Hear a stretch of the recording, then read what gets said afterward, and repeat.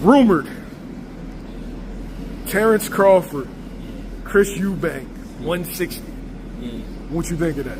I like that. I like that better than Bud and Benavidez. I like that better than Bud and Canelo. You know why? Because he's gradually moving up instead of just jumping straight to 68. I mean, I would have liked to see him and Canelo, but him and Eubank is a fair fight. That's a good fight. What I don't like, well, I ain't gonna say I don't like, but what I feel a little funny about is Bomac was just working with Eubank. So I feel like Bud got the advantage right away. I mean, he know that man tendencies right there, even though they trained around each other for a little bit. But as a trainer, they give him so much insight on his man, like, I mean, but I like the fight. I hope, will they be fighting here in America? We don't know the site yet. All right, so it would occur. They said possibly, they don't know in America, possibly in Saudi. I mean, yeah, I feel like Bud fuck with the Saudi situation or go over there or whatever. I mean, he makes some more money. But that's an entertaining fight and it's an intriguing fight because we know that Eubank is the bigger man, of course. But again, Bud going up to conquer. Let's see how he handles it. It's interesting he skipped over 54. It's a lot of bodies at 54, I feel like. But Eubank is a good joint. I like Eubank. Now, what's the process? Terence Crawford, I feel like he's grown into 47. What will be the process of taking him to 160? You don't shave as much weight, or you start to build muscle? Like, how would you do it? I mean, he already, so 60 is 13 pounds away from 47. So I can see him doing a pre-camp,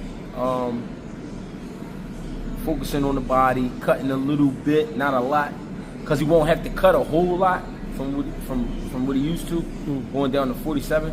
So I can see him doing a pre-camp, getting down to probably like 75, 70, around there. Pre-camp probably be like 3 weeks to a month. You know what I mean? Then I can see him doing the whole camp, getting real sharp, working on his tactics and all that little shit. You know what I mean? Make sure his footwork is being placed right and all that. That's a good fight. Prediction for the fight, if it were to occur? Believe it or not, I think Eubank will knock Crawford down early in the fight. I think he'll knock him down. Probably like second, third round. After that, Crawford will just start pouring it on his ass.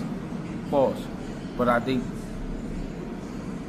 the reason I think he'll knock him down, Crawford will have to get used to the body again. He'll have to get used to the speed. You know what I mean? Eubank got long arms. He got long arms. You know what I mean? He got some elusive movement at times when he want to use it. I think Bud will miscalculate a little bit, get caught with a shot, go down. Won't be hurt real bad, but he'll feel it. But that'll put him in a whole nother mood. And when he go in there, animal mindsets, animal instincts tap in, fourth round on, he gonna be whooping on Eubank, and I say Eubank in 7-8. Stops him? Yeah, going out. Yeah, for sure. But I think it's gonna be an exciting fight. I think he gonna do something to Bud early on. And if he don't knock him down, I think he'll buzz him. You know what I mean? That's just from what I see. I could be wrong, but I see him catching him, knocking him down, and Bud getting up, just being mean and shit. Knockout heard around the world, Jig. I ain't gonna hit you with the I told you so. You did say it. Francis Ngannou stopped in the second round. Anthony Joshua. Yeah, Anthony Joshua said, "Get y'all motherfucking kids out the street." We ain't playing. Hey yo, I ain't gonna lie, man. You look sharp. He brought a little tick to the ring. He was checking his range. He was feinting. He was extending that right hand. Perfect, man. Ngannou looked like he went too much boxing on this camp. He came out like loose. You know what I'm saying? He was trying to move his head a little bit.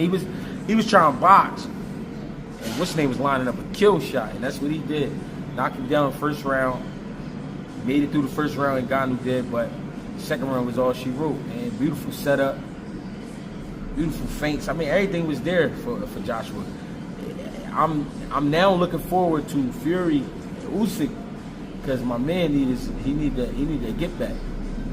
No matter who it is, even though he ain't fight Fury, but he need to get back in that position. That's how he's feeling right now. Jay, his temperament has kind of changed. Yeah. Early on, he was the businessman, said the right thing. It seems like he's getting meaner. Yeah. Him and Wilder, they switch personalities. That's right. You know what I'm saying? He taking the dog road. Wilder living like the king. And it's crazy because I still want to see them fight. I still want to see it. I still want to see them fight. But I think they need to take Wilder to the backwoods, man. Leave the pretty shit. Got to bring him to Philly. I told him. Bring him to Philly. Leave him on the L. Let him take that ride. And you get to see what Philly look like. What it feel like. I mean, have a smoker sit right next to him before they work out and get nasty right next to him. You know what I'm saying? You need to feel that type of energy. But man, Anthony Joshua, they doing a great job with him. We need to let him off at Kensington and Somerset. Let him walk around. Right in the middle of it. Right in the middle of it. Stand right there by the bonfire and get his, you know what I mean? Yeah. Shit get crazy. Leave him in the beach. Kensington Beach. Yeah, he need that bad. You know what I mean? But I don't know. But the heavyweight, I feel bad. I feel bad for the up-and-coming heavyweights too, because the top heavyweights, they got this shit going so crazy. It's popping so crazy. You know what I mean? It's like, damn, everybody on hold. I mean, because there's still a few mix-ups up there. Zhang waited for his title shot, ended up losing. Yeah. Herkovich been waiting. There's a bunch of dudes that's waiting. Yeah. And it's looking like y'all gonna continue to wait because this shit going down. And then Saudi is intervening with the paper. So I don't know, man. I feel bad for the young heavyweights coming up. But then I don't, because it takes some time anyway. But it's going down the heavyweight division. Joshua just put a stamp on the game. Does this make you look at Joshua and Fury differently? Yeah, I want that fight, man. I want to see that bad. I want to see what they look like, because it fucked my head up, because Ngannou gave Fury so much trouble and had nothing for Joshua. But that takes me back to the old days with Ali, Foreman, and Frazier. Joe Frazier. Foreman, he stepped on Joe Frazier. Joe Frazier beat Ali. Ali stopped Foreman. That's crazy.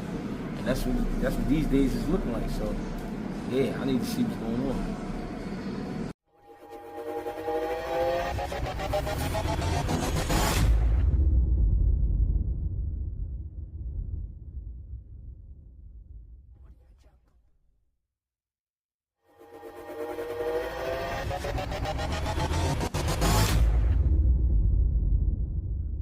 Just announced the other day, Iron Mike Tyson, Jake Paul.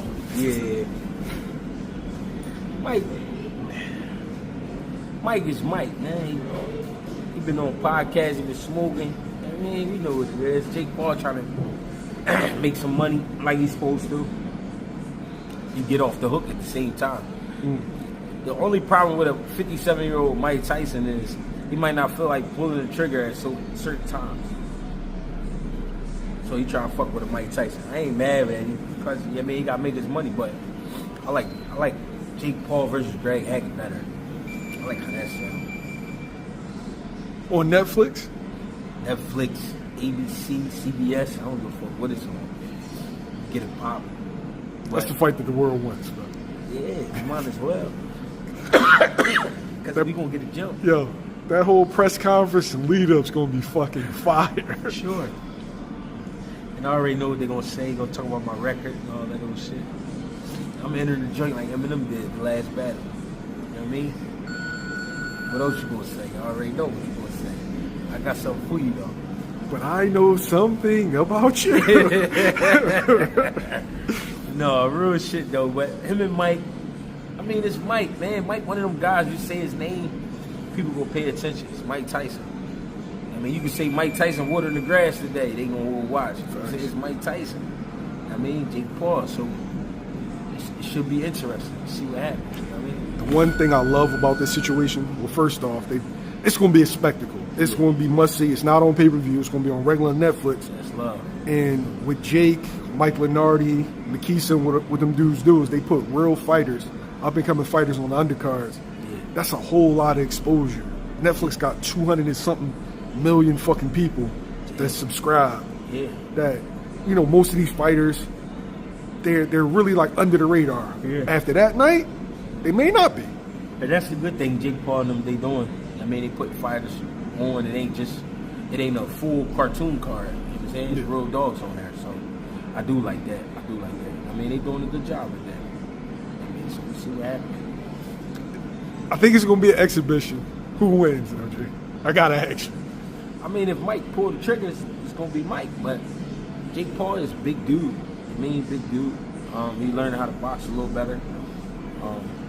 Working on his game. He gonna have a hell of a camp. You said all the way June? July 20th. July. So he got a hell of a time to train for Mike Tyson. Maybe we need to slide down there. You pull up on the press conference. Sure. Hit it with the Clubber Lang. Get it going. Yes. Yeah, pain all day. But I don't know. It'd be interesting to see Mike though. Who don't want to see Mike Tyson? You know what I mean? And there's always gonna be that little bit in your mind, like, man, is Mike gonna knock him out? I mean, he got that kind of power.